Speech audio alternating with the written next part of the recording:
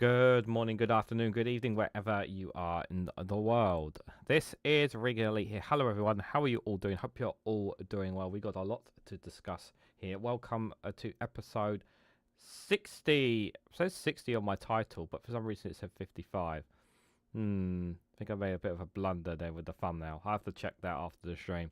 So I'm not sure if we're 60 or 55. I'm pretty sure it's episode 60, but I could be. We have gone quite a long way, so it's probably episode 60 of the Snowflake corner, where we cover world news. We're going to be, unfortunately, talking a bit. Quite most of this stream is probably going to be about Donald Trump and America, and you guys pretty much know what the main subject is going to be. The date and time of this is the 25th of March 2025 at 6 p.m. UK time. We are dual streaming live on twitch.tv/Reganelite1. So if you're watching on twitch.tv, make sure you hit that follow button so you'll be and hit that bell notification icon so you'll be notified of when I go live on twitch.tv. If you're on YouTube, make sure you hit the subscribe button, like as well, share across social media, and if you hit the bell notification icon there, you'll also be notified whenever I go live. Sometimes, if your notifications are not working, turn them off and turn them back on, guys. That's the best thing I could do. It's an issue. If you have this issue, it's because of YouTube. Nothing to do with the content creators. It's just YouTube. So if you have an issue with your notifications, turn them off, turn them back on. That's the best thing to do, guys.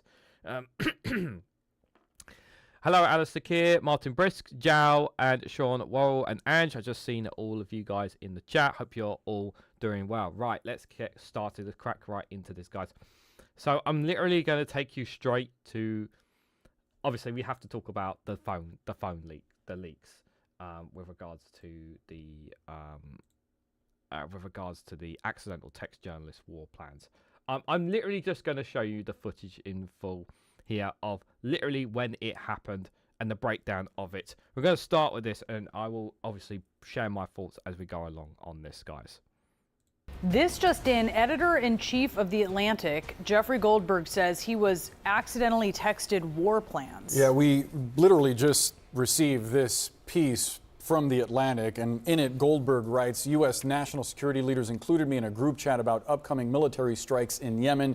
I didn't think it could be real. Then the bombs started falling. CNN's Alex Marquardt joins us now live. And Alex, this piece came out literally in the last few minutes.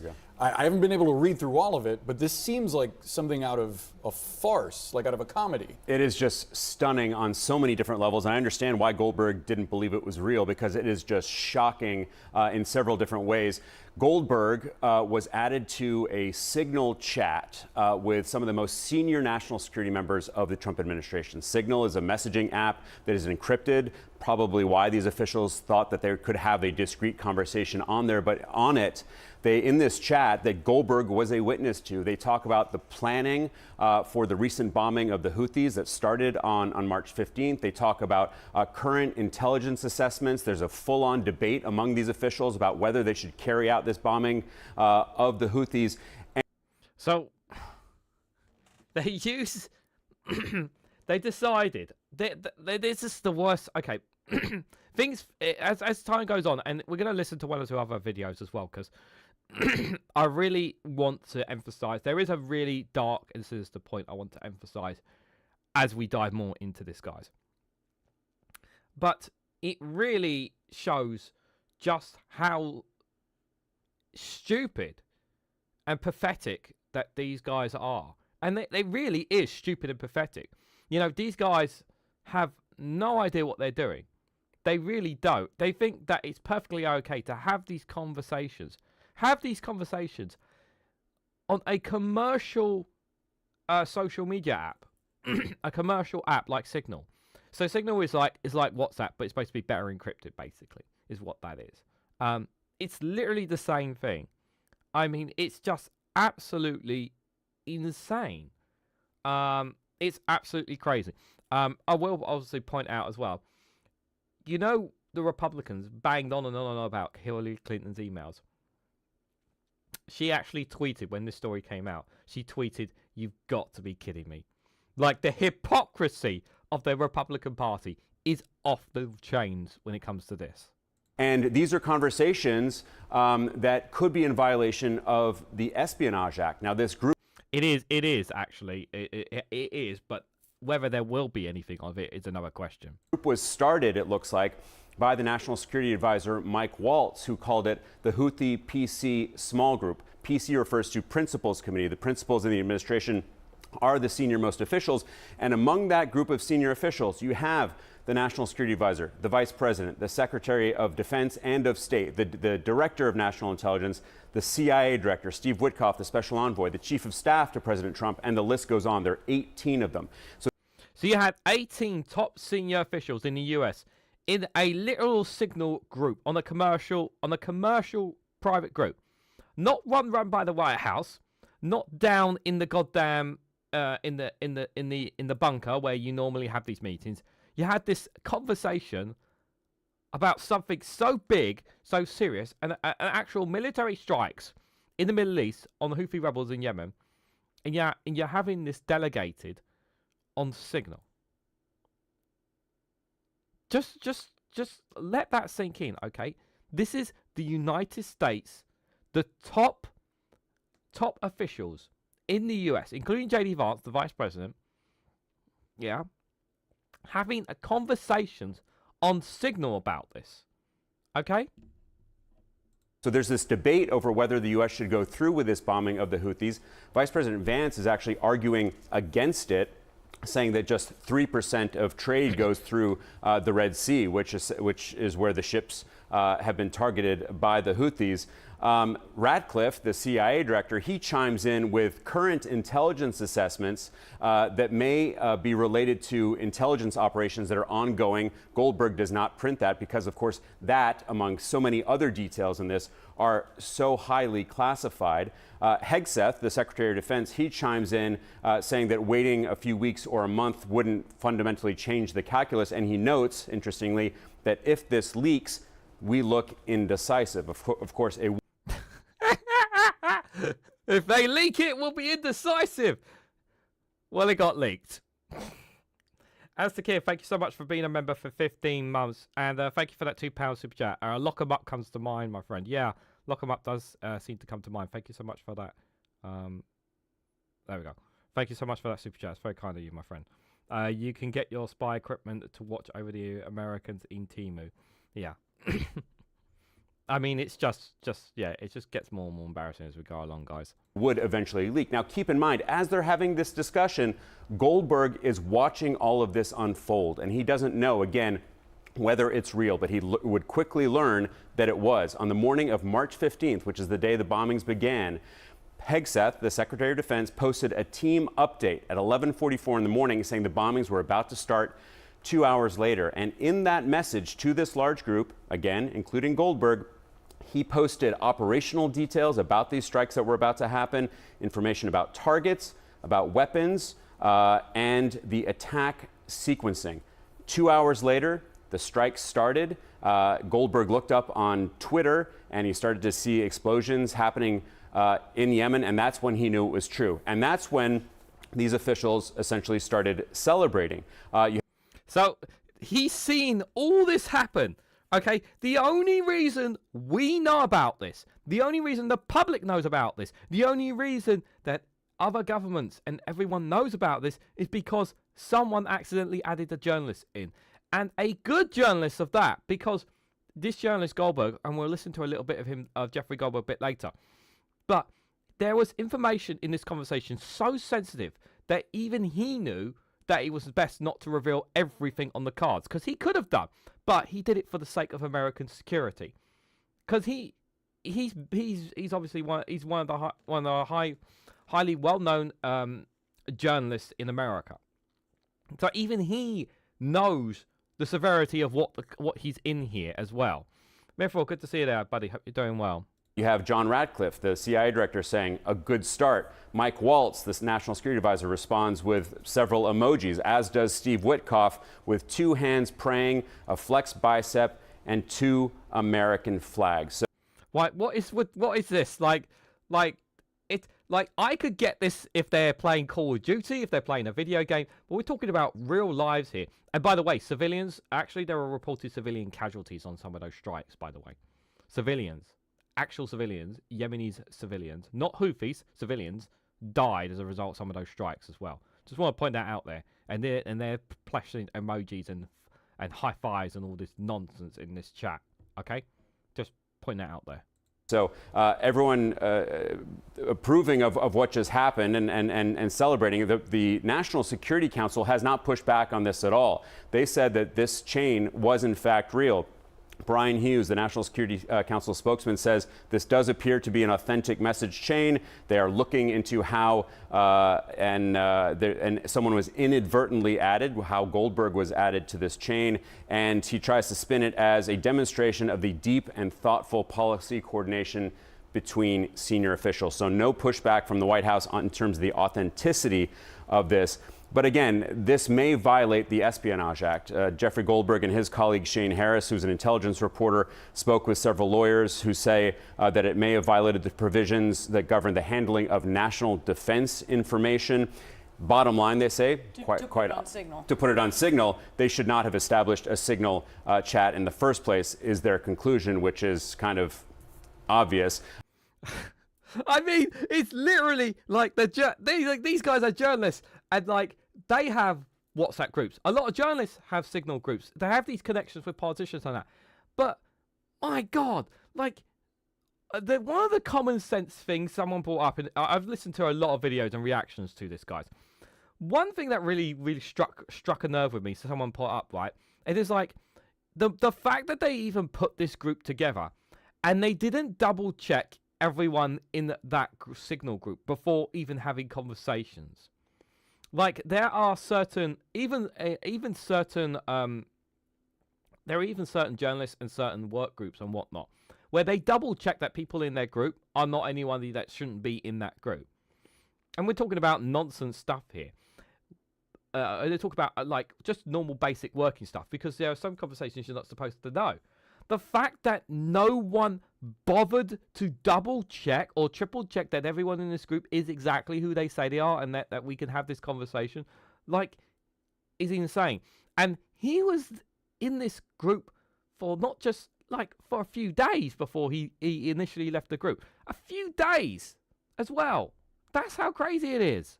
And then the kicker of this whole piece is, as Hegseth is describing how this is going to unfold and what is going to happen, he says, we are currently clean on OPSEC, which is operational security. Clearly, they were not clean because they included a journalist in this conversation on Signal. Okay, who was the JG who was missing, who should have been part of the conversation? We don't know why Waltz initially reached out to Jeffrey Goldberg and added him as a contact, and then eventually added him to the group.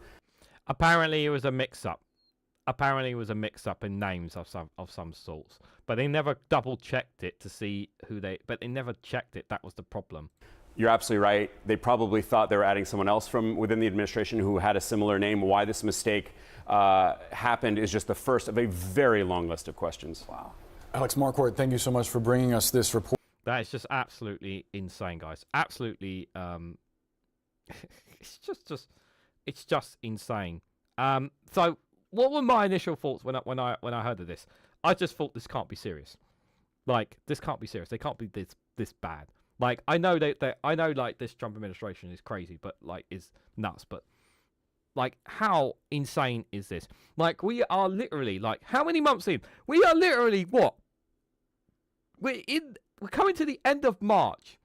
Okay, we've still got years before an election could happen, if there is going to be an election.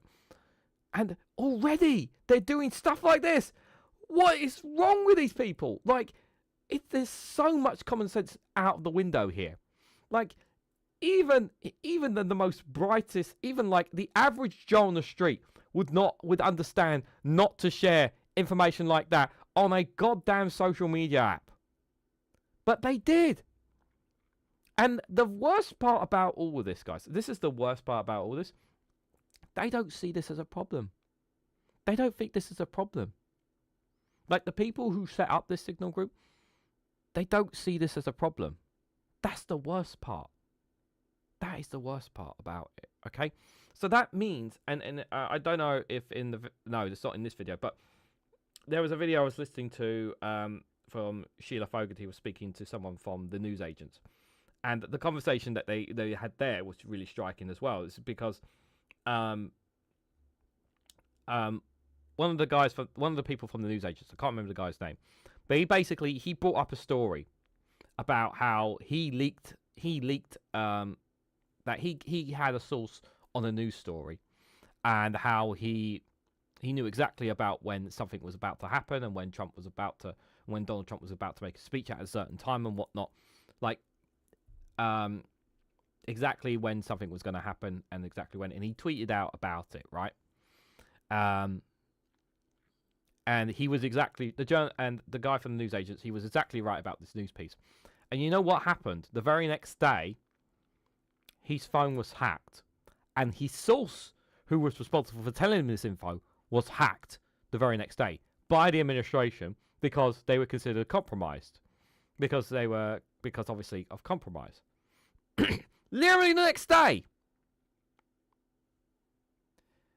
But in stark contrast to these lot, it's almost as if like nothing's happened. And Donald Trump's reaction was the worst of it all. Donald Trump's reaction was like, I didn't know nothing about it. I don't know anything about it. It's not my business. Blah, blah, blah, blah. So it's like holding his hands up like it's... And it's only going to get worse, guys. It's only going to get worse as we talk more about this. So here's a bit from Jeffrey Goldberg describing the moment about this as well. And he also pushes back on what has been said about him as well. I want to start by getting your reaction to what we heard from Secretary Hegseth there, saying that nobody was texting war plans. Given you were privy to this group chat, is that how you saw it? No, that's a lie. He was texting war plans. He was texting attack plans. When targets were going to be targeted, how they were going to be targeted, who was at the targets, when the next sequence of attacks were happening. I didn't publish this, and I continue not to publish it because it felt like it was too confidential, too technical, and I worry, honestly, that sharing that kind of information in public could endanger American military personnel. But no, they were plans for the attack. And they were texted before the attack. And there were things texted that you viewed as so sensitive, you did not even publish them in your report today. I made the decision that the technical aspects of this, including what kinds of weapons packages, the attack sequencing, and so on, that's not necessarily in the public interest. What's in the public interest is that they were running a war plan on a messaging app and didn't even know who was invited into the conversation. I mean, it's an obvious, ridiculous security breach, and he if you notice, he didn't actually answer the question. No, they didn't answer the question. Like Jeffrey there, the guy who was in the group, in the WhatsApp group, right? He literally he's literally understanding the situation here, on the grasp of the situation here. Like, it's just So there's one last piece I want to share with you guys, and unfortunately I can't actually show you the video, so you'll have to see my pretty face on this. But it's from Simon Marks reacts to the White House leaks with tech scandal with James O'Brien on LBC. Now there's a bit of this. It is 12 minutes long, and I'm going to play it all. But there's a part of this where I haven't mentioned this. This is the only from everything that I've heard. I'm glad that Simon Marks actually reiterated this, because we're talking about the national security for America. What about our national security, guys? So this is the link for the video will be in the description, but obviously I'm not going to be showing it for you guys, so you're just going to have to see my pretty face, guys. Simon Marks joins me now live from Washington, D.C., where have you got your head around this yet, Simon?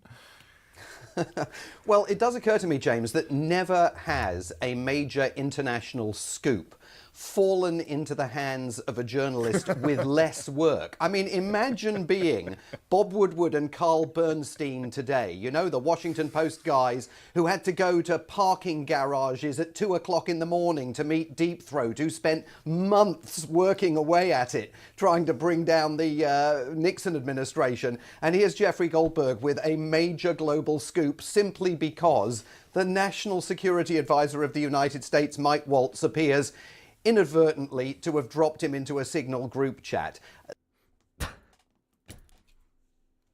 It actually, like, it's it's in a way it is a comedy, but in another way it's such an insult to journalists out there who go extraordinary lengths to get stories, and a story is literally handed on your lap so easily by such incompetent people. The incompetence is just beyond measure. This is emblematic of what happens to a government when it is stripped of all competence, when a government is entirely staffed at senior levels by people who are hired because they are either proven Make America Great Again supporters of Donald Trump's political movement, or they're people who might have criticised him in the past but have publicly bent the knee before him and suddenly pledged their fealty to him. There are no restraining influences in this government. This we already knew. There are no adults in the room. There are no people with significant amounts of national security experience who can say, fellas, we can't discuss this on Signal. I mean, that's not what we're supposed to be doing. There are secure channels of communication within the American government specifically designed to avoid the prying eyes of the Chinese, the Russians, anybody else that wants to do the United States harm, maybe even the Houthis, from being able to monitor these kinds of communications. And This is... Now, you guys remember that in the first Trump administration, okay, there were checks and boundaries on Donald Trump. As he rightly points out, there's none of that here. But in the first administration, you know, Donald Trump was chained down by people around him. You know, he kept firing and rehiring a lot of people within his administration. Yeah, because not all of these people were yes men.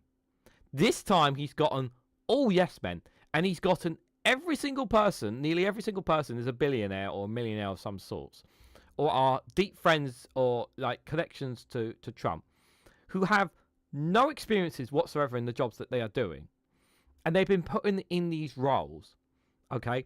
And because, and also, this is the other thing as well, because pretty much the majority of these cabinet are millionaires and billionaires, they have no moral understanding of the significance of harm that they can do by their actions. So they don't even understand the moral compass of what they're doing, because they've never lived the life of an average person who has had to have risks in life. They've never had risks because they've had money to protect them all the time. They've always had money there to look after them, money to keep them all cotton rolled up. And because they are in such powerful positions, they don't even understand the situation, that they don't even understand the gravity of how serious this issue is. I really don't think they understand it. So the idea that this took place, and it may not have been the first time, I mean, it didn't seem that these people, nobody in the chat, according to Goldberg's telling of events, even raised the question of whether they should be doing this on Signal. It almost seems like it was a perfectly normal channel of communication for them to be using. Yeah. I mean, the Chinese and the Russians have got to be just, I mean, laughing as the day is long, and presumably poring over secrets that have already leaked out of this government. How? I'm going to ask you to get your scales out, and on one side of the scales is the egregious incompetence of what we're witnessing, as you've just articulated, and on the other, the content, albeit that the most damning elements of what Jeffrey Goldberg could see. Jeffrey Goldberg is the grown-up in the room who has declined to actually air those, which, of course, as we'll get on to, gives Pete Hesketh the opportunity to lie about what actually happened and to claim that there is nothing, or to essentially call Jeffrey Goldberg a liar. What's worse, the incompetence or the content? The context or the content? Well, I think it depends where you're looking at it from. If you're looking at it from this side, the mere fact that they were doing it is catastrophic here in Washington, D.C. There are all sorts of calls for heads to roll. I think a lot now will hinge on the supine Republicans in Congress and whether they find a backbone and stand up to Trump and say, at least National Security Advisor Mike Waltz, formerly, by the way, one of them, has to go. I mean, are we going to see heads rolling? But if you're sitting in number 10 today, there are huge questions that arise from this. Can the UK continue sharing British intelligence with the Americans through its membership of the Five Eyes group. That's the group that brings the UK, the US, the Canadians, the Australians and the New Zealanders, the Kiwis, together in an intelligence sharing arrangement. There were already questions about how safe the other partners' secrets might be with US officials like Tulsi Gabbard, the Director of National Intelligence, someone about whom there are enormous questions pertaining to her relationship with Russia. But this really raises, I mean, I spoke to one former senior official last night, and I said, how can the UK, for example, continue sharing intelligence with the United States? And flatly, the answer was they can't. They should. They can't. This is the only video I've seen someone point this out. And we're not just talking about the UK here. We're talking about every single government that shares intelligence with the United States is now compromised by sharing intelligence with the United States. It's officially compromised. It is undoubtedly compromised. Because if they are doing this, right? Like they've done this with a war attack, right? How do we know that they're not doing it with other signal groups? How do we know that they're not doing it with others? How do we not know that they might have added a Russian journalist to one of these groups? A journalist that may use this against the US government? How do we know that that information is secure? The reality is it's not secure. It's not safe. Now, should the UK completely stop sharing intelligence with the US? Absolutely they should. Will they? No, they won't. But you can bet your ass that MI6 and Number 10 will be on their case. Will be taking swift action to protect our national security. Never mind the US, the UK's national security from this. And they need to, because we're talking about people's lives are at risk here. People's lives are at risk here. And he'll come on to this in a bit as well, that because this is on a commercial messenger, not like a private, not like an encrypted one, or like it's just some encrypted messenger here. It's not like it's done in the White House bunker. The likes of China and Russia can easily hack into this and get all the information they need of America now. We already knew that they were compromised, but they're even more compromised than ever. So British citizens, British armed forces, British lives are at risk now because our intelligence is being shared with a government that is disregarding the safety of intelligence. That's literally what this is, guys. Shouldn't, they mustn't.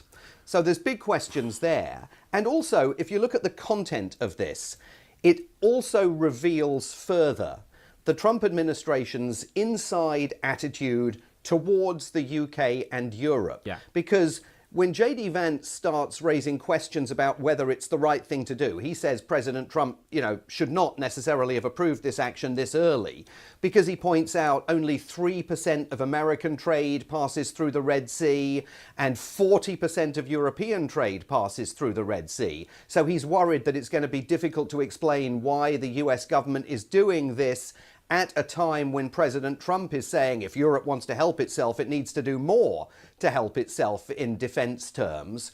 Stephen Miller, the White House Deputy Chief of Staff, chimes in and starts making the argument that after the military action is over, possibly the United States is going to need to go to the Europeans and say, you owe us a bit of money for doing this because, most of your trade, the trade that passes through these shipping lanes, ends up in European shops and on European dinner plates. And So if you haven't clocked on what he's saying there, okay, these guys are anti-European. They are full-on anti-European. And they're implying, because yes, we take more trade going through that Red Sea than the America does. But America still uses it. Okay, and they're implying because they're using their military and their airstrikes that we should compensate for them, which is nonsense, because not only do they also use that route as well, but we also have our own military personnel, our own equipment, our own air forces, not just UK but others, joint military bases along that area as well, who are also defending the Strip. It's not just the United States of America. It's other European allies too, working jointly with the US in that area. So it's not just all the United States. Like, they think that they're the only ones doing everything in there. They're wrong. Like, literally, wasn't it last year there was Britain did airstrikes in the Houthis? Like, it wasn't just America last year. In European car plants. So this notion that they have definitely an antithesis towards Europe, but also view even military action against a group they define as terrorists through an entirely mercantile perspective is absolutely breathtaking. Yes, I mean, it is hard to focus on the most breathtaking element of it, and that may render my next question unfair, because I'm going to ask you to turn up with a traditional toolbox, entirely untraditional events. If this had happened a year ago, what would have happened next? What would the Department of Justice or the FBI or Congress, what would have what do you? And I know this is going to be slightly speculative, but it's a constitutional question, really. What would have happened? What would have happened is the journalists would have been compromised. All those people who were in those, the journalists would have been pulled in for questioning. All those people that are in that cabinet would have been pulled in for questioning. There would have been there would have been investigation. There would be perhaps sanctions, even criminal sanctions. But I don't think there's going to be any. As of right now, I do not see any repercussions being taken on any of these people. Any repercussions at all. Oh, absolutely. It's a totally constitutional question. And we're going to get an answer to part of that question on Wednesday, because before all this broke yesterday, the CIA Director John Ratcliffe and Tulsi Gabbard, the aforementioned Director of National Intelligence, they were due to be at a hearing on Capitol Hill on Wednesday talking about worldwide terror threats. Let's see if that goes ahead, because if it goes ahead, the Democrats in Congress will obviously assail them over what's taken place here. If this had happened in non-Trump times, if this had happened during the Biden administration or any administration prior to Trump 1, immediately there would have been congressional hearings called. Immediately. Orders going out to make sure that no communications relating to this, no paper, no messages were deleted. Goldberg says Mike Waltz has his signal chat set so that the messages disappear after a certain period of time. That's the Espionage Act straight away. That's completely counter to American law. Yeah. Any government communication has to be kept and placed in the National Archives. Yeah, so they've already caused espionage because they're talking about they're doing direct actions as US government officials against a military action, talking about government.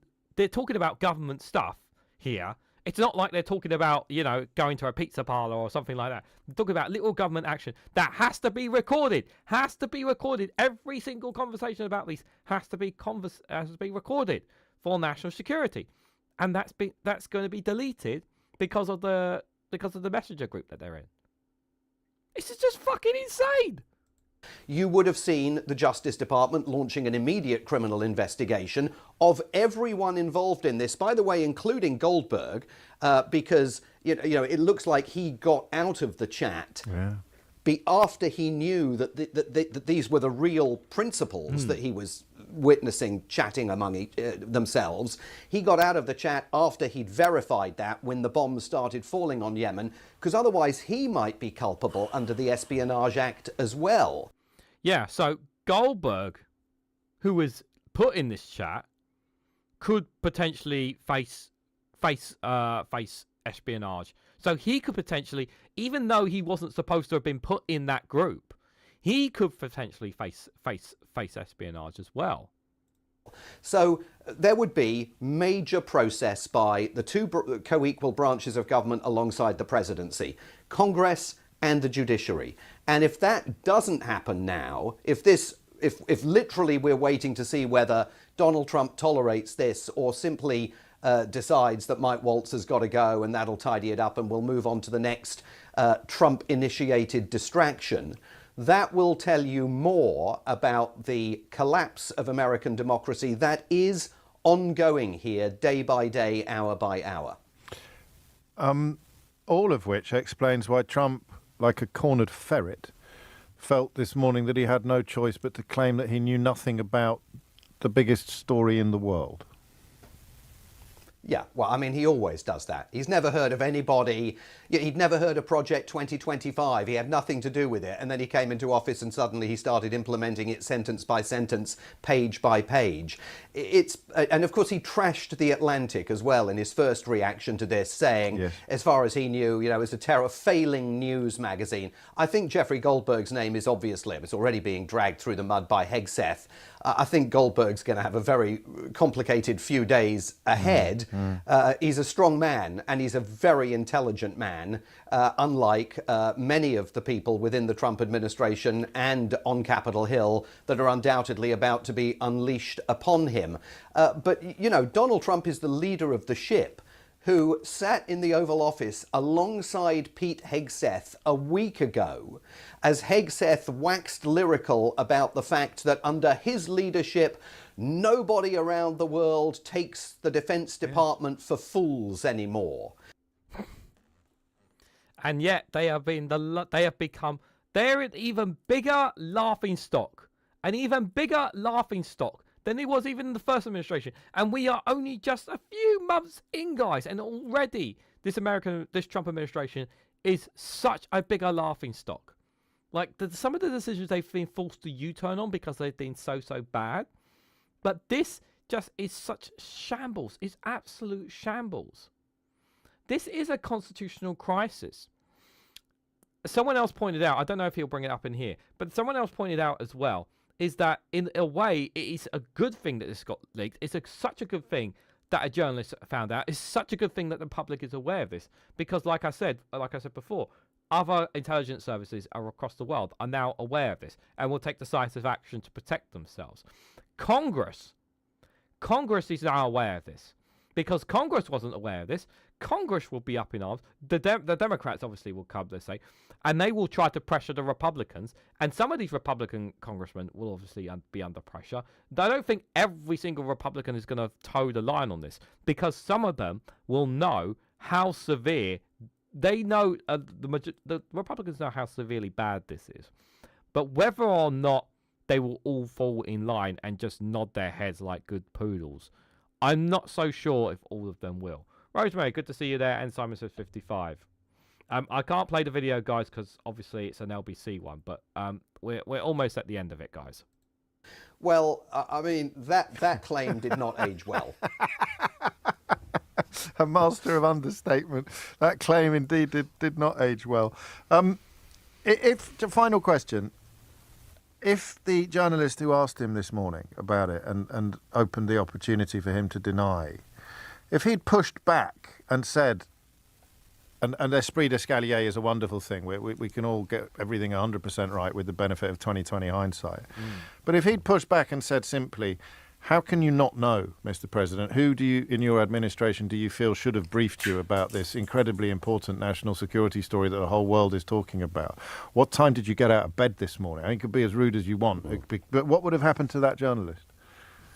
Well, it's the old Watergate question, isn't it? Yeah. Go back to Woodward and Bernstein. What did the president know and when did he know it? Yeah. I think, actually, I suspect that the president would simply have engaged in the usual load of old flannel. Yeah. And whether anything specific would have happened to that journalist would depend partly on the president's relationship with him and with the news organization that he represents. What we'll see, I'm sure, at the White House now is that every time Donald Trump appears in front of cameras over the next several days, the quote-unquote reporters in the room, and remember, many of these people are not reporters now. They are propagandists with pro-Trump far-right broadcast and streaming networks and websites and newspapers. They'll be the ones there chucking softballs at him again in a bid to give him an assist, because we're seeing that every single day at this White House. So the accountability that existed in the Woodward and Bernstein era is really threatened today by the way in which this White House games the outcome of events every single day when the president's on camera. Wow. On a much lighter note, I'll have a go at your first point about, has a journalist ever had a bigger story drop right into their lap? That was in two. Yeah. I mean, it's just shambolic. I do apologise that I couldn't show the video, guys, because it is an LBC one, and obviously I would have liked to have shared it with you guys, but I can't. I'm sure Daily Blase might put a video or clip of this up as well for you guys on his channel. I don't know if he will or not. It's not really this area he does, but I mean, it's just shambolic, guys. It's absolutely shambolic. All of this. Let me just have a look at some of what you guys are saying. Chuck Schumer and John Fetterman will back Trump, though. Yeah, Chuck Schumer's Chuck Schumer's in the pocket of the corporations and businesses. Like, he doesn't care about the Dems. He doesn't care about Republicans. He's just in it for the money. He is at the end of the day. You know, Chuck Schumer's he's a stain on the Democratic Party. He is. Heatseeker is always drunk, says Jal. People are looking at the US as if they were a clown crew being burnt by a volcano, laughing and terrified. Yeah, the thing is like, it's not just that they're a laughing stock, is that they are dragging they're trying to drag the rest of us down to their level. That's the thing that really, like, we're like, hey, stop dragging us to your level. We don't want to be as crap as you guys. Like, we really don't. This is what's happening. We're being dragged down to their goddamn level. That's the insane thing here. So this is exclusive from NBC. Trump stands by the National Security Advisor Mike Waltz, despite dislocating military plans, saying he's learned a lesson, guys. Even though Mike Waltz is the one who accidentally added him to the group, he's learned a lesson, guys. Yeah, it's just a don't do it again, you silly sausage. That's all it is. Trump said that even though a journalist from The Atlantic was inadvertently added to the private chat about military plans, his presence had no impact on the military strikes in Yemen. The perfect analogy that someone said about this is, it's like someone who had a couple of drinks and decided to drive home, even though you shouldn't be drinking while driving. And that person got home, even though they didn't cause any accidents. But but just because that drunken driver was able to get home doesn't mean that the next time he goes for a drink and drives doesn't mean that he wouldn't hit someone. Doesn't mean that he wouldn't have an accident. Doesn't mean he wouldn't make a mistake. And that's exactly what this is. But we're talking about this on an unprecedented level of such severe consequences here. These fuckers have their hands on the nuclear codes. Okay? And they are acting like fucking children with the world right now. They have the most powerful military on the planet. And they're playing around like fucking children with what they have. They honestly have no idea what they're doing. They don't have any experts in their fields telling them you shouldn't be doing these things. Because, you know, common fucking sense. Like, that's how insane this is.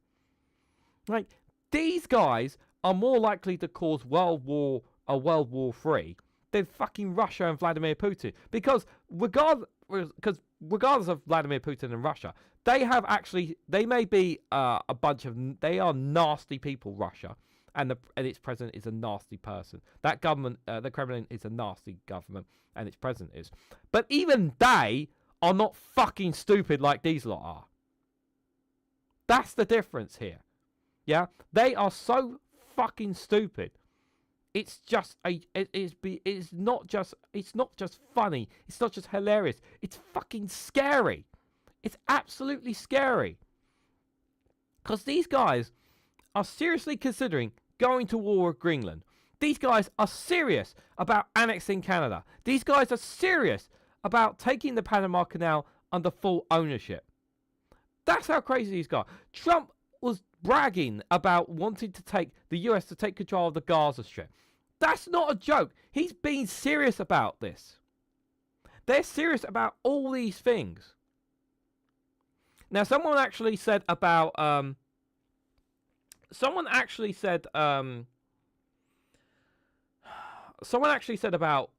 joked about, well, what if America pulled out of the Middle East because obviously Europe wouldn't pay its dues and that. They would never do that. And if they did, they would piss off the Israelis. And the Israelis would then influence America to not pull out of the Middle East. Because they are so hand in hand with Israel, they would not ever do that. So someone did ask about that as well. Hold on 1 second, guys. Apologies. What is this? How would Hegseth, as a Trump protege, as a man weaned on the corrupt milk of Donald Trump's political posturing, how would he respond if everything has curdled, if everything has been corrupted, if up is down, if black is white, if freedom is slavery, if ignorance is strength? How would Pete Hegseth respond to questions about this egregious episode if, as I'm trying to explain to you this morning, we are in territory unimaginably awful? You're talking about a deceitful and highly discredited so-called journalist who's made a profession of peddling hoaxes time and time again. This is the guy that peddles in garbage. This is what he does. Nobody was texting war plans, and that's all I have to say about that. Thank you. Attacking the journalist who has done the decent thing. And, I mean, listen to the language. Listen, would you let this man, I don't know, would you trust this man with anything, let alone the security of the free world? No, you wouldn't. And thank you, Alistair Keir, for that. Again, because it's LBC, I can't show it to you guys, so I do apologise. But thank you for that. I will put, if I got the link up, yeah, I've got the link for that. I will add it. I will add it at the end of the live stream. Thank you so much for the £5 super chat. Oh, what's going on? Oh, I've just lost the chat there. Thank you for that. Appreciate it. Trump, the Russian laundromat. Trump can't joke. He has no sense of humor. The guy, he tries to have a sense of humor, but it's absolutely terrible. So President Donald Trump stood by his national security advisor Mike Waltz. The Atlanta editor-in-chief was accidentally at. Yep, we talked all about that. Trump's comments has substance his remarks since the Atlanta broke story. Details how journalists. Yep, have already read all that. To see if there's anything more to add to what we've already talked about. The president expects confidence in his team, saying he was not frustrated by the events leading up to the Atlanta story. The situation. So Trump says the only glitch in 2 months, and it turned out to be not a serious one. Top Democrats on the House Armed Services Intelligence Foreign Affairs and Oversight Committee wrote a separate letter pushing for answers in other instances in which senior officials discuss national security issues using the signal messaging service or any other messaging service application that have not been approved or transmission of classified information. While officials defended the chat, with, claiming on Monday that nobody was texting war plans. That is 100, and that's 100% bullshit, which we just obviously we just saw from listen to the little clip there. As the National Security Council stated, the White House is looking at how Goldberg's number was inadvertently added to the thread. She added, in a statement, the National Security Council said the thread is a demonstration of deep and thoughtful policy coordination between Syria and Russia. The ongoing success of our Houthi operation demonstrates that there were no threats to our service members for national security. I've already explained here why it is a massive threat to national security. Trump and Waltz spoke on Monday about the Atlantic story, according to two sources familiar with their conversation. Waltz has not yet commented publicly on the story. The news of the group's chat mishap came 10 years ago to the month after it was revealed that Hillary Clinton used a private email server at times during her tenure as Secretary of State in the Obama administration. That revelation prompted staunch criticism from Republicans, several of whom appeared to be part of the Signal chat, according to The Atlantic. Goldberg reported that he was skeptical about Signal's chat of authenticity at first. Yeah, we already know about all that because we just talked about it. But yeah, we've gone literally 50 minutes going on about this because that's how bad it is. That's how fucking insane this is. I have not seen the paper review this morning from the two Davies, and I do apologise I haven't seen it. If David McGuinness did not go on a rant, then I don't know what's wrong with him. I hope he did. Obviously, I fully expect that if they're doing geopolitics or politics social, that Graham Hughes and Bola Hatman will rant about this as well. I expect Max to cover this as well. I'm going to be listening to Volsh's piece on this as well. He's doing a live stream literally as well. He's going to be doing a live stream as well on this. And I want to hear what Helena No Justice has to say on this as well. Because I want to get a wide range of opinions. Because global security is more at threat than ever before by this. More than ever before. Global security. Never mind American security. Global security.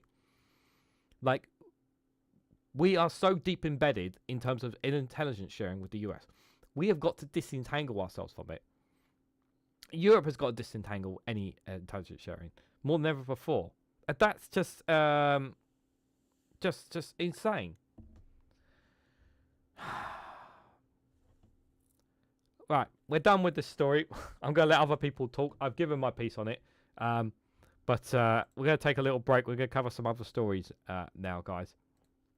But before we do, we're going to have a funny video because we need to kind of, you know, refresh ourselves for the other stories that we got covered here, because this is the Snowflake corner. We're not just on America. We do have other stories we're going to cover, guys. So here is a a very important video for everyone out there on how to avoid work. So if you guys have trouble when it comes to work and you want to be able to do the time but not actually do the work sort of thing, well, here are some tips and tricks from Foil and Arms and Blog and Hogs that can give you some tips and tricks on how to avoid doing work. There's more to avoiding work than hiding in the toilet, repeated coffee breaks, and taking up vaping. Why not walk through the office carrying things? Oh, you're busy. Yeah. Okay. Sorry. Yeah, just the... Fran, we really... Sorry, I just have to...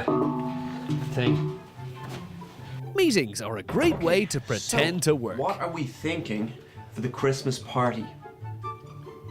Yeah, it's only March. Yes. Insist on regular fire drills. Again? Yeah, and I reckon if we do tomorrow, we can get another 3 minutes. Start an argument with the printer. This thing again. Ugh, unbelievable. Can't get it going, you know? What's wrong with it? Oh. Mail yourself irrelevant letters. Oh, that's a lot of letters. Oh, yeah. Be a while getting through this. Yeah. Okay, I'll leave you to it. Console a fellow worker. Sean, I need those figures. Yeah, he's gone. You buy it? Yeah, I think so. Oh, Pay a visit to the company storeroom. How long have you been down here? 4 hours. Oh, nice. Yeah. Oh, I better go shit at the printer then. Sorry. Yep. Is it time for the fire drill? Always be expecting a call. Sorry, I'm still waiting on that call. It's been 2 hours. Oh yeah, that's lunch. Great. Hello? Yes, that's our address.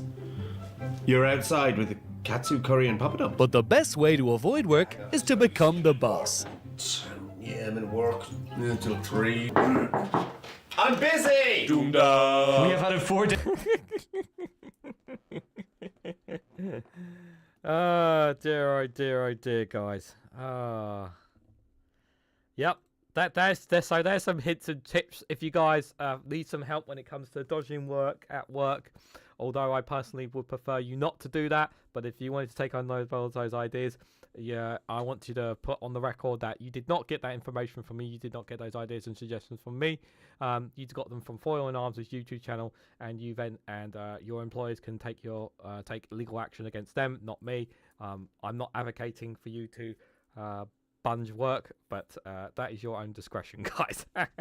I've worked for the council for 13 years. I was a master of looking busy while actually doing nothing, says Daily Blase. Good evening, all. Good evening, Daily Blase. Hope you are doing well, my friend. Yeah, we've just spent nearly 50 minutes talking about the signal leak by the Trump administration. You missed all that, I'm afraid. But don't worry, we've got some other stuff to talk about here. And I just want to say, guys, a reminder, if you haven't already, hit that like button, share across social media so others are notified. Subscribe if you haven't already, be greatly appreciated. And if you do, you can also join the YouTube membership for as little as 99p. Joining the YouTube membership helps support, you are financially supporting the work that I do here, specifically on this channel. And you get access to custom emojis, as well as access to members community posting. Whenever you comment on my videos, I always get a response. And if you join the $1.99 membership, You also on there get early access to additional content, guys. So thank you to anyone who's done so, and thank you, Alistair Kidd, for the super chats as well today. Much appreciated it as well, guys. And yes, of course, if you're not a subscriber to Daily Blase's YouTube channel, please go and subscribe to his channel. He does absolutely fantastic work there. And he also does a live stream every Friday at 5 p.m. called Friday Frolics. So do check that out on Fridays as well. But he also does great video content as well. Right, guys, moving away from that story.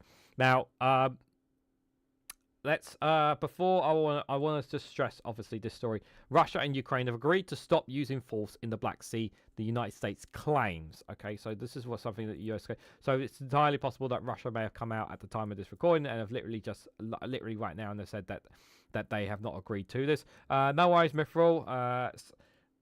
Enjoy your walk with the dog. No worries. All very good. Thanks for popping in. Much appreciated. So there's this claim that Russia and Ukraine have agreed to stop using force in the Black Sea, the United States' claim. Now, I know that one American official was in Moscow and also in Saudi Arabia, because there have been talks in Saudi Arabia to try and mitigate some kind of ceasefire or some kind of stopping uses of force between the two sides. As of right now, as far as I'm aware, Russia have not said anything, which means that there is a 99% chance that America are talking bollocks.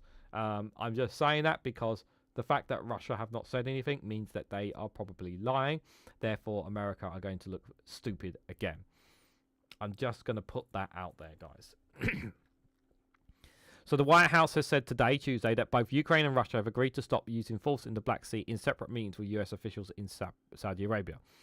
The White House outlined the agreement the US struck with Russia and Ukraine in two separate but very similar statements. Both said that the US and each of the responding respective countries have agreed to ensure safe navigation, eliminate the use of force, and prevent the use of commercial vessels in military purpose in the Black Sea. Ukrainian President Volodymyr Zelensky confirmed in a news conference in Kiev that Russia and Ukraine have agreed to stop using military force in the Black Sea. However, he said the agreement was not so detailed and that these are the first steps. Moscow did not immediately comment on the statements. The US appeared to offer different rewards to Kiev and Moscow for sticking to their sides of the bargain. Again, I'm take this all with a massive pinch of salt. The White House said the US would help restore Russia's access to the world market for agriculture and fertilizer exports, lower maritime insurance costs, and enhance access to ports and paper systems for such transactions. No! Do not turn on the Russian taps! Do not turn on the Russian taps! Keep the fucking taps off! This could indicate a willingness by the US to lift some of the strict economic sanctions imposed on Russia after Moscow launched its unprovoked full-scale invasion of Ukraine in February 2022. Kiev and its European allies had previously warned against lifting sanctions before the ceasefire is in place. I swear, this Trump administration is so nuts. In a statement outlining the results of the talks with Ukraine, the White House said the U.S. remains committed to helping achieving the exchange of prisoners of war, the release of civilian detainees, and the return of forcible transferred Ukrainian children. Yeah, I really want to make this very, very clear here. As much as I want every single Ukrainian child returned to its people, returned to its parents, I do not trust them to return them all. I want them all to return, but I do not trust them all to return them one bit. The White House statement came after lengthy talks between US and Russia on a potential ceasefire in Ukraine, ended without the two sides being able to agree on a joint statement, despite expectations that there would be one. The Russian state news agency Interfax quoted the first deputy chairman of the Russian Federation Council Defense and Security Committee, Vladimir Chishkov, as telling state TV channel Rossiya 24 that statement was not adopted because of Ukraine's position. The fact that they sat for 12 hours and seemed to agree on a joint statement, which however was not adopted due to Ukraine's position, is also very characteristic and sympathetic, Chelvix had told Russia 24 according to Interfax. Ukraine was not represented in the talks, and Chevsfors was not given any details of Ukraine's position. Russia and US officials had met in the Ritz-Carlton Hotel in Redware on Monday, the same location where the US delegation met with Ukrainian officials on Sunday. Ukraine's Defense Minister Remy Umerov described his meeting with President Donald Trump's envoy Keith Kellogg on Sunday as productive and focused. US President Donald Trump has made ending the war in Ukraine one of his priorities. He went as far as promising during the election campaign that we then achieve peace in 24 hours as being in office. Yep. Earlier this month, Kiev accepted a US proposal for a 30-day ceasefire covering the entire front line after the US briefly suspended shipments of its military aid to Ukraine. However, Trump has so far failed to convince Russia and Vladimir Putin to agree to a full ceasefire. Presented with the same proposal just a few days later, Putin declined to sign up to it. Putin said at the same time that he agreed with the proposal, but then made a number of demands that made it clear that he was not interested in striking a deal anytime soon. Instead of a full truce, the White House statement on Tuesday outlined an agreement for a ceasefire in the sea, similar to the Black Sea Grain Initiative that was in place earlier this war. Brokered by the UN and Turkey, the initiative aimed to provide safe passage for Ukrainian ships transporting agricultural produce via the Black Sea. Ukraine was one of the world's leading grain exports before Russia's full-scale invasion. Initiative signed in July 2022, renewed 3 times before lapsing in July 2023. Russia's foreign minister said on Tuesday that Moscow was in favour of resuming the Black Sea Grain Initiative with certain conditions. The 2 statements from the White House also said that the US and the 2 countries separately agreed to develop measures for implementing an agreement to ban strikes against energy facilities of Russia and Ukraine. Russia had indicated it would stop striking Ukrainian energy infrastructure following a call between Putin and Trump earlier this month, but it broke that promise almost immediately, striking targets in Ukraine that very night. And this is why, because they've literally stabbed them in the back. So you just cannot trust them. Kremlin spokesperson Dmitry Peskov said on Tuesday that Moscow was analysing the results of the second round of talks between Russia and US officials. He also said there are currently no plans for Trump and Putin to speak, although he added that a conversation between the 2 world leaders could be arranged quite quickly. Meanwhile, Lavrov told Russia's Channel 1 that the US must order Ukrainian President Volodymyr Zelensky to respect a new Black Sea Grain deal, hinting at the belief by Moscow that the US is preparing to strong-arm Kiev into an agreement. Indeed, the White House made it clear to Zelensky and his nation that US military, economic and intelligence support for his country rests on his willingness to participate in Trump's peace process. Yeah. Ukraine are kind of in a bind in this situation. Like, I personally don't want Ukraine being used as a ragdoll by the US here, but I feel like they're forcing the situation here in this, and we're kind of being, and we Europe are being shut out of this conversation. It's our goddamn continent here. At least the US are talking to Ukraine, at least. That's the good thing, is all I can say in this, but I mean, if it turns out that they do stop engagements in the Black Sea, I guess it's a step in the right direction. But yeah, Russia will want lots and lots of concessions, and the thing is that getting Ukraine to agree to all these concessions is going to be hard, because the Ukraine needs security guarantees. They need security guarantees. One thing that Ukraine cannot do is agree to things without the need of security guarantees. Or Putin's just going to turn on the war machine again. That's the problem. You just cannot trust Putin in any way, shape, or form. Another country that you cannot trust is Israel, guys. Children among 62 killed as Israel pounds Gaza from the north to south. Health officials said at least 62 people are killed in a day. It's tens of thousands forced displacement under the latest Israeli orders. I'm not going to show the pictures because I've talked quite a lot about all this on Rumble, but I wanted to cover it here because it's important. Once again, we're talking about lives being lost. Children, up to 500 people, if not more now, Palestinians have died since they brokered the ceasefire. There have been reports of families being separated once again by Israel. There have been reports of people being stripped naked.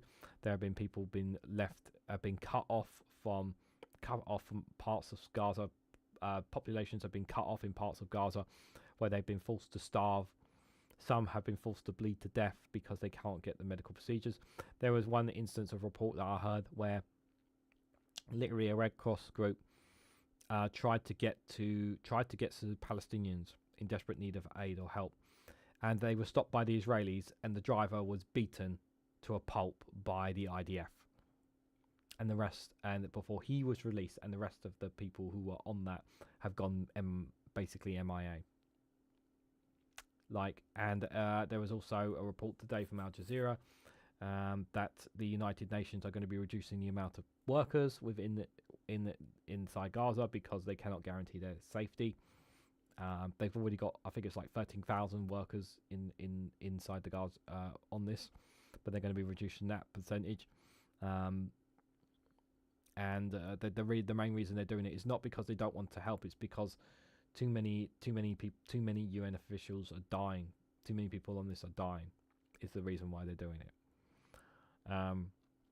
All these things are happening, and we know where the America stands on this, and we know where the British government stands on this. but we also know where the public stands on this, and the public condemn what Israel are doing, because every single day we are seeing what's happening in Gaza. There's footage dropping every single day, and unless they cannot suppress all this information that's coming out. And I want to commend the likes of Al Jazeera and Middle Eastern Eye and others who sacrificed their lives, because over 200 journalists have died since October the 7th. They've sacrificed their lives to cover what's happening inside Gaza. So renewed Israeli bombardments across the Gaza Strip have killed dozens of Palestinians, including children, as the Israeli army has issued a new round of forced displacement orders across the besieged territory. In a statement on Tuesday afternoon, the Ministry of Health in Gaza said at least 62 people were killed in Israeli attacks over the past 24-hour reporting period. At least 23 people, including 7 children, were killed in overnight attacks, according to medical sources. Reports from Deir al-Batir in central Gaza, Al Jazeera's Hein Kroski said different areas across the strip were under heavy artillery shelling and air attacks. In southern Gaza, at least 5 Palestinians were killed in attacks that hit 2 tents sheltering displaced people in Khan Yunis. She said another 8 Palestinians were killed in an attack on a residential home in brink in central Gaza, while more attacks were reported in northern areas, including in Gaza City and Jabalta, in Bet Lalia, also in the north. An Israeli attack killed at least 3 Palestinians, including a 3-year-old girl. There have been continuous airstrikes on civilians' homes where Palestinians are sheltering, Kroski has said. After the latest attacks, Hamas issued a statement denouncing these horrific massacres and urged the international community to rein in Israel, which last week broke a 2-month ceasefire with the Palestinian group. Since it renewed its bombardment on Gaza on March the 18th, the Israeli army has killed 792 people. Wow. And I said it was around 500. Including hundreds of children and wounded 1,663 according to the health ministry. Amid a total aid blockage, tens of thousands of people have been forced to flee once again, just weeks after returning to the start of the ceasefire on January the 19th. In its latest round of reports of forced displacement orders, the Israeli army on Tuesday warned that new attacks in Jabalti, Ben Laia, Ben Hadon, and Shalom in Gaza City. If I mispronounce any names, I apologise. Saying rockets have been fired towards Israel from the northern area. Other orders were also issued for Khan Yunis and Rafka in the south. A number of aid groups and United Nations agencies have long said there are no safe areas in Gaza as Israel designated humanitarian zones, and shelters have repeatedly come under Israel attack. The international charity Save the Children on Tuesday called for the resumption of a death sentence for children in besieged Gaza. Children are being killed in their sleep in tents. They are being starved and attacked. The only way to ensure children and families are protected is through a definitive ceasefire, it said. Nearly 18 months of Israeli attacks have killed more than 50,000 people. I think it's up to 80,000. And wounded about 113,000 according to the health ministry, while thousands more are missing under the rubble of destroyed buildings and presumed dead. The Israeli war after Hamas-led attacks in southern Israel October 7, 2023 led to an estimated 1,139 people being killed and about 250 taken captive. Israel Prime Minister Benjamin Netanyahu said the renewed offensive aims to pressure Hamas into releasing the remaining 59 captives who are being held in Gaza. About 24 of them are believed to still be alive. Hamas said he wants Israel to abide by what it agreed to when it signed the January ceasefire, including holding talks on ending the war permanently in exchange for the release of the remaining captives. They will not get that. Hamas's only bargaining chip is these captives, and if they lose them, they're just going to carry on doing what they're doing now. So from Hamas's perspective, it makes no difference. It makes no difference to them. And yes, they are vile terrorists, Hamas, for what they did on October the 7th, no question. But what Israel have done in counterproductive has been more horrific, horrifying. And what they're doing right now is horrifying. And while it is brutal to talk about and hard, it is important to talk about this, guys. And I do encourage you guys to do check out the Rumble channel whenever I talk about this, because I will be talking a lot about this on there. And as I said, my thoughts and prayers are going out to every single Palestinian out there who is suffering right now, because the world is not, because the world has not forgotten about them. It is the governments who are choosing to ignore them. We have another crisis that could be taking place very soon, guys, and it's very concerning indeed here. This one is from France 24. So South Sudan is on the brink of civil war as the United Nations warns of rising tensions. South Sudan is on the verge of another civil war. UN's top official in the country warned on Monday, citing escalation violence and stalled peace processes. Tensions between the President, Salva Kiir, and the Vice President, Reganelite, have deepened, threatened to unravel the fragile 2018 peace deal, and plunged the nation into renewed conflict. Yeah, as if what's happening in Sudan has been bad enough. And when South Sudan gained their independence, it's been several years now where it's been several years since they finally had tried to secure peace, but obviously because of different ethnicities and backgrounds, unfortunately these kinds of things, these tensions have just not gone away. And yeah, I just wish I wish the kind of the world, these kind of things, to stop these things happening, it really just takes a big nation to come in and just put their foot down on things. But everyone's kind of more dealing with their own problems rather than helping. And I just feel like this is going to explode, and we're going to have another war in another country because nobody is doing anything about it. South Sudan is teetering on the edge of a renewed civil war, the top UN official of the world's youngest nation warned on Monday, lamenting the government's sudden postponement of the latest peace efforts. Calling the situation unfolding in the country dire, Nicholas Humson said that international efforts to broker a peaceful solution can only succeed if President Salva Kiir and his rival-turned Vice President Reganelite are willing to engage and put the interests of their people ahead of their own. There were high hopes when the oil-rich South Sudan gained independence from Sudan in 2011. After a long conflict, but the country slid into civil war in December 2013, largely based on ethnic divisions, when forces loyal to Kiir and ethnic Dinka battled those loyal to Magya and ethnic Nuer. If I mispronounce any words, I apologise. More than 40,000 people were killed in that war, which ended in 2018, peace agreements that brought Kiir and Magya together in a government of national unity. Under the agreement, elections were supposed to be held in February 2023, but they were postponed until December 2024 and again until 2026.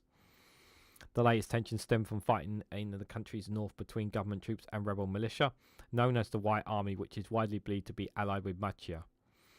Earlier this month, a South Sudanese general was among several people killed when a United Nations helicopter on a mission to evacuate government troops from the town of Naskir. The scene of the fighting in Upper Nile State came under fire. Days earlier, on the 4th of March, the White Army overran the military garrison in Naskir, and government troops responded by surrounding Magya's home in the capital, Juba, and arresting several of his key allies. Hansom said tensions and violence were escalating, particularly as we grow closer to the elections, as the political competition increases, sharpens between the principal players. He said Kiir and Magya don't trust each other enough to display the leadership needed to implement the 2018 peace deal and move to a future that will see a stable and democratic South Sudan. Rampant misinformation, disinformation and hate speech is also racketeering up tensions and driving ethnic division and fear, Hudson had said. Given the grim situation, he said, we are left with no other conclusion but to assess that South Sudan is teetering on the edge of a relapse into civil war. Hudson, who heads a nearly 1,800-member UN peacekeeping mission in South Sudan, warned that the relapse into open war would lead into the same horrors that ravaged the country, especially in 2013 and 2016. He said the UN would take the threats of ethnic transformation of the conflict very seriously.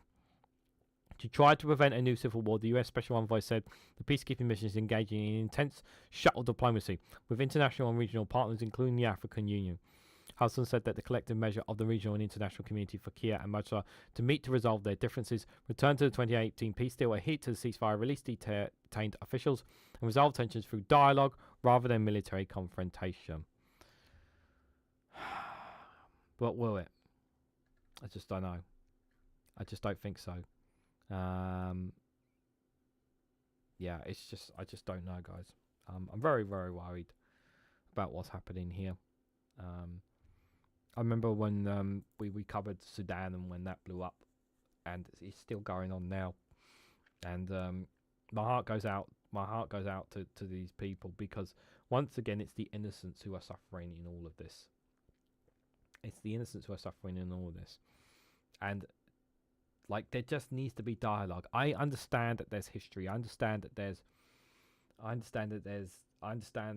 history, and there are things about this that I do not understand, of course, when it comes to South Sudan. But they've got to try and get these people on a level playing field somehow.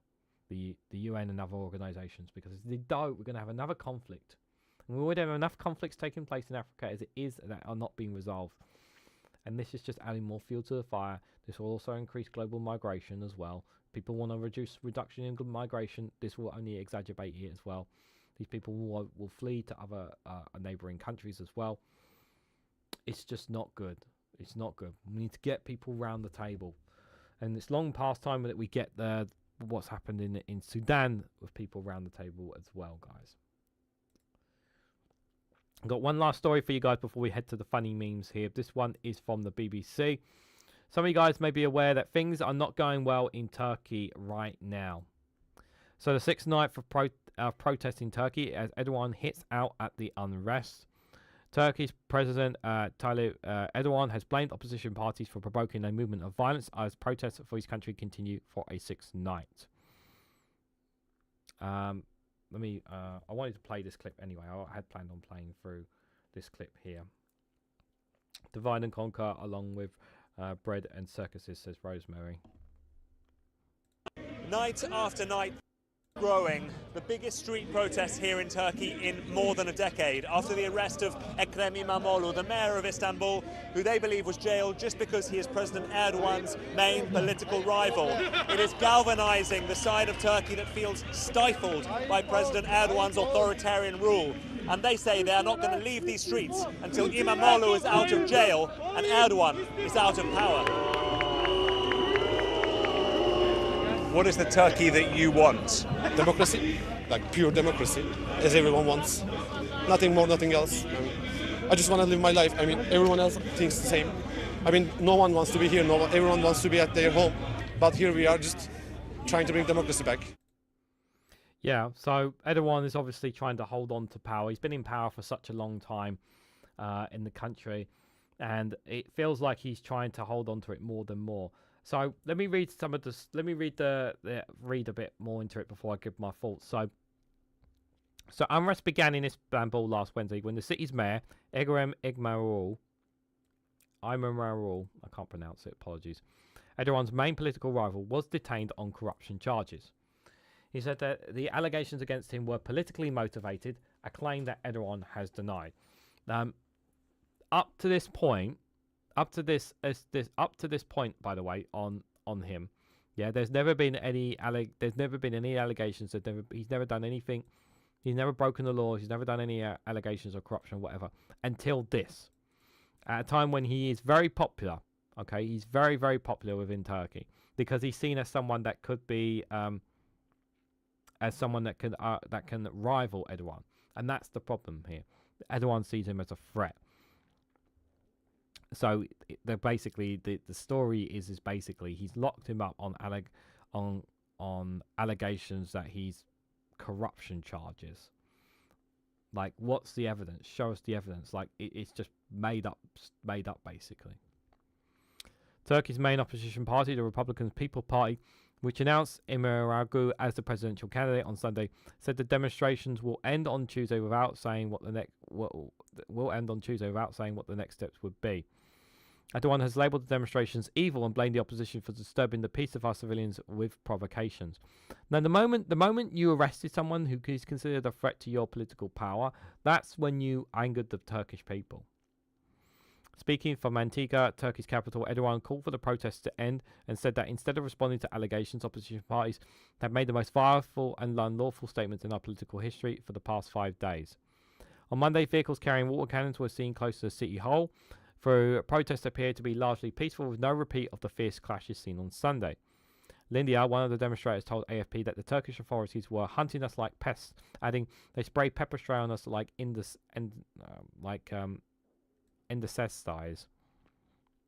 Young people, many of whom may not know of any other government than this one under Erdogan, have played an important role in the protests. They have differently political views and do not appear to be affiliated with a particular political movement at the protests. They are rallying against the government, but they do not hesitate to criticize the opposition as well. This is about democracy here, and people want a right to be able to. The thing is that they want to be able to have free and fair democracy, and they feel that it's been undermined by Erdogan. Asked if she's afraid of potential repercussions of demonstrating, one woman told the BBC there is nothing left to lose. Another 25-year-old woman who attended Sunday's protest said she was afraid before, but now I'm just angry. In figures released before Monday's evening, the gatherings, the Turkish government said that 1,133 people had been arrested since the protest began, with the CHP apparently ending its rallies in Istanbul. It is unclear if other spontaneous protests will continue. The CHP leader, Ongar Ozgul, spoke to thousands gathered on Monday night, telling the crowd that the demonstrations was an act of defiance against fascism. Ozgul said he would visit Imamoglu in jail in Sevilla on Tuesday. He added that the CHP would appeal for him to be released pending trial and for his trial to be shown live on state broadcaster TRT. He was confirmed as the CHP's candidate for Turkey's 2028 presidential election on Monday. Despite being in custody, the selection vote was symbolic as he had been the only person running.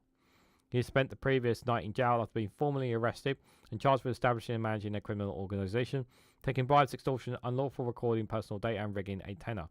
He was also suspended from his post as mayor. Prosecutors have also accused him of aiding an armed terrorist organisation, but this was not included in the charges.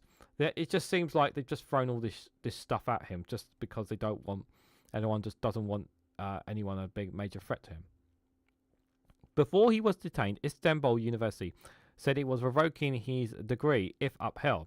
It would throw his presidential run into question, as the Turkish constitution requires presidents to have complete higher education. In a post on X over the weekend, he said he would never bow and criticise his arrest as a black stain on our democracy. His wife told demonstrators outside Istanbul city told that the injustice her husband's faced has struck a chord with every consensus. Much of the protest as anger is directed at Erdogan and his government. I don't know what he did 20 years ago, but nowadays he is just a dictator. Emre, a 22-year-old university student, told BBC World Service at a demonstration in the Sakaryk area of Istanbul. Imrak and his friends Ozil and Elif said they've been active on the location, sharing features on their phones as they fear being detained by police. These demonstrators have been the largest in Turkey since the Gaza protests of 2013, which began in Istanbul over the demonstration of a local park. They have been largely peaceful, but on Sunday police officers fired water cannons and used pepper spray as clashes unfold.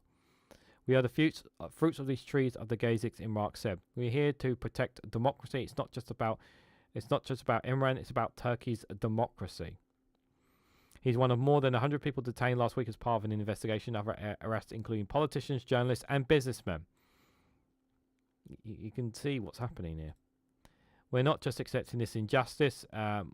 Mustafa among the protesters told the BBC. We want democracy and we want our friends back because Imamoglu is not the only one behind bars right now. We want to re-establish democracy in this country and we want to save the republic from this authoritarian populist regime. And for the short term, we just want our mayor back and we want our friends back. His arrest does not prevent his candidacy or election as president, but he will not be able to run if he's convicted of any charges against him. The opposition mayor is seen as one of the most formidable rivals of Erdogan, who has held the office in Turkey for 22 years, both as prime minister and as president. Erdogan's term in office is due to expire in 2028. Under the current rules, he cannot stand again, but he could call an early election or try to change the constitution to allow him to remain in power for longer. Turkey's military justice has criticised those connecting Erdogan to the arrest and insists on its judicial independence. Yeah, it just happened to have been arrested, as well as 100 people. You know, just happened to be around the time that he announced his candidacy for president. It just happens to be around that time, guys. Let's be clear about it. Erdogan is trying to hold on to power. He's been in power for a very, very long time, and this is about trying to maintain that power. That's what this is, and I don't know what's going to break. If it's going to be this government or it's going to be the people, but these crowds are pretty decent sized crowds, you know. But it does look like Turkey are going down the wrong path here. That's what it's looking like for sure. Whether Turkey will have democracy, I don't know, but it kind of feels a bit like early Russia, before Russia kind of suppressed everything. But yeah, it's not good at all, guys. Not good at all. So guys, we've come to the we've gone over an hour and a half here, guys, but we're gonna end it with the funny memes here. But so just before we guys head out, I've got 5 funny memes for you guys. That's something we do here as part of the Snowflake corner here. So I hope you guys get a bit of a laugh out of these before we see ourselves out. So 5 is just basically funny memes just for lols, basically. So I hope you guys enjoy these funny memes. I'm on a seafood diet. I see food and I eat it.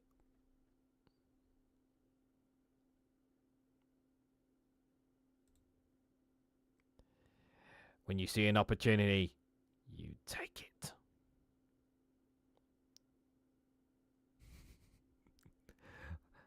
Love that cat. Just like, go for it, go for it. Banned.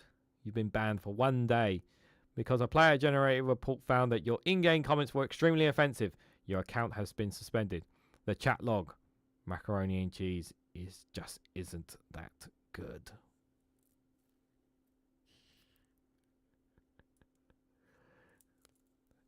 And you have to click I understand. You can't get out of that.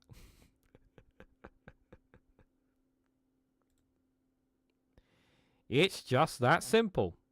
Left, blinky thing. Big truck goes left. Right, blinky thing. Big truck goes right. It is just that simple.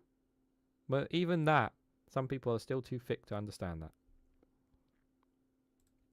And finally, when YouTube plays an unskippable ad, that you look away so they don't win.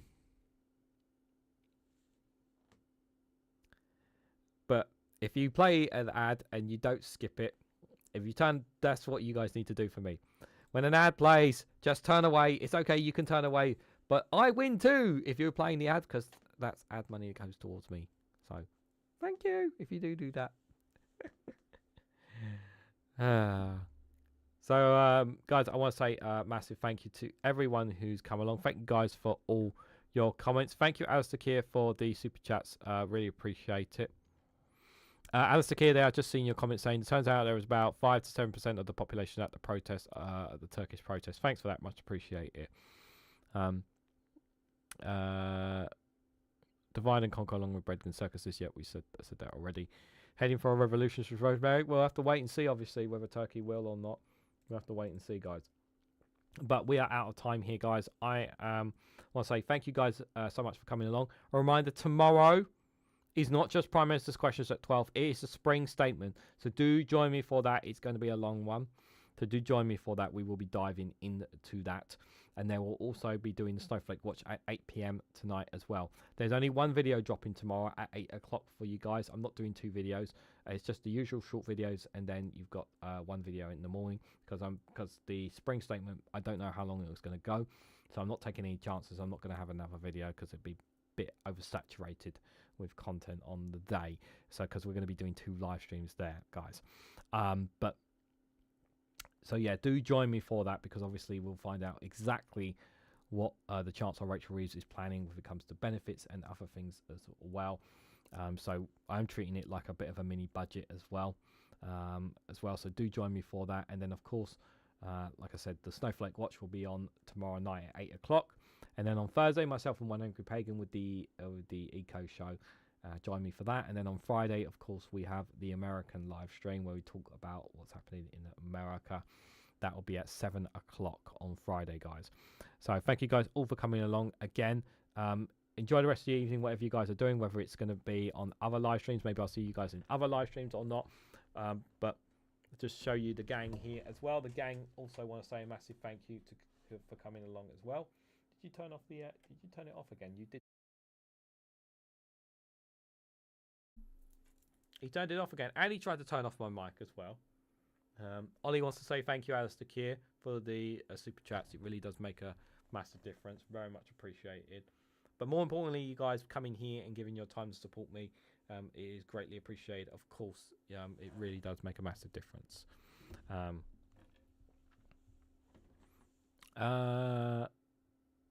Once again, kicked out of the stream. Back now. Oh.